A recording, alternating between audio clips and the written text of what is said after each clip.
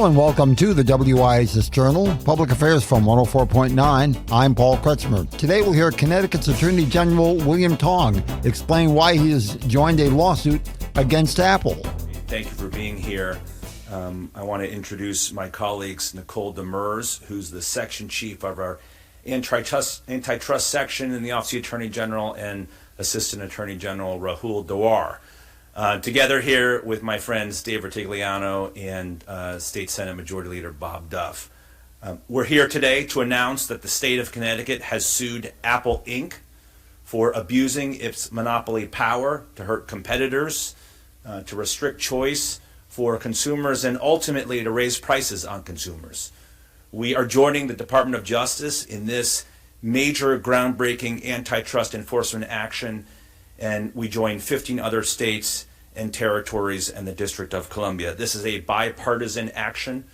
Democrats and Republicans, states led by Democrats and Republicans, Democrat and Republican attorneys general have joined together with the Department of Justice, and as you can see here, we have bipartisan support here in Connecticut. So, I don't think I have to tell anybody how dominant Apple is in our lives. So for me, it's these two devices. These two devices, this is my work phone, this is my personal phone. This phone is essential for me to live, to talk to my wife and my kids, to make everything in my personal life possible. This phone is critical. I can't live without it for doing my job. And all of us, maybe not everybody has two phones, but many of us do so much of our everyday lives through our phones such that we can't live without them. And so these devices are dominant and front and center almost every minute of every day. Maybe too much, as we've talked about with kids in school and keeping devices away from kids during the school day. And I have teenagers. We want kids on their devices less than they are now. But there's no denying how dominant these devices and the iOS ecosystem, which Apple developed and owns and dominates, is important to us, and how much it plays a role in every facet of our lives. What Apple has done is it's created not just these devices, but a computing and technological ecosystem known broadly as iOS that locks us in to Apple. And it's the stickiness of the apps and the interoperability and the way that an iPhone works with an iPad or a smartwatch, an Apple Watch, or a desktop or a laptop, the way all of these devices are interlocked with each other, and how, in most cases, seamlessly they work together if they're Apple phones, if they're iPhones, if they're Apple devices. If they're not Apple devices, that gets a heck of a lot harder. Let me give you a sense of the size and scale of Apple, because no doubt you're going to hear Apple protest and talk about their competition and their competitors, and they're going to try to minimize how really big and dominant they are. Again, I don't have to tell you how dominant they are. We live it every single day. But just for some perspective, annual net revenue for Apple in 2023 was $383 billion, okay, with net income, profit of $97 billion. Okay, that's 3 times the state budget. Apple's net income exceeds the net income of any other company in the Fortune 500. They make more money than anybody else. And their net income exceeds the gross domestic product of more than 100 countries. In terms of the markets we're talking about, our antitrust action focuses in particular on the smartphone market and the performance smartphone market. And in the performance smartphone market, Apple's market share is 70% by revenue, more than 2/3. and its market share in the smartphone market broadly is 65% by revenue, roughly 2/3. So what are we complaining about?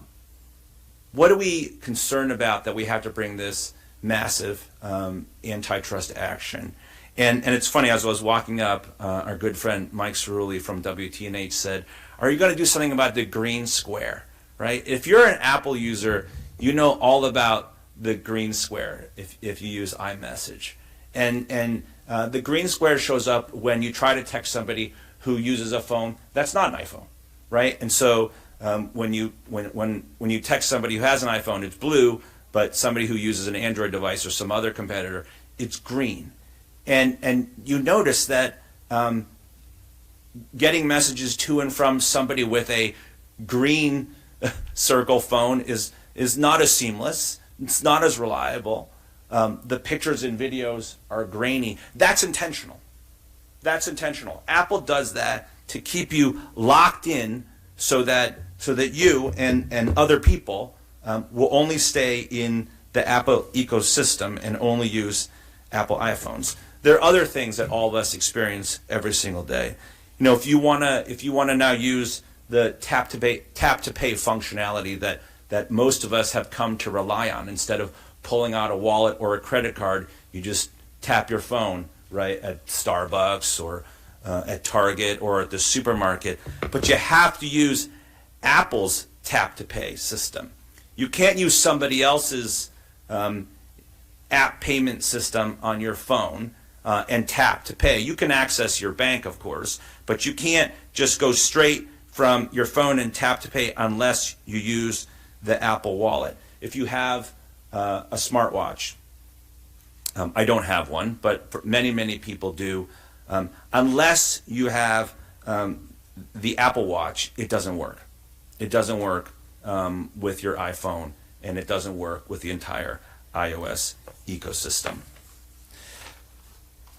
So what Apple has done in particular is it's restricted the ability of programmers and competitors to access their ecosystem and to offer competing devices and competing apps. And that obviously stymies competition, restricts the ability of competitors and other technology producers, other software developers, other app developers, stymies and impairs and inhibits and prohibits in many cases their ability to develop apps that all of us want to use on our iPhones. For example, super apps. Okay, so in Asia they use something called WeChat, and it is a dominant platform. Here in the US we have social media apps and social media platforms that are also dominant.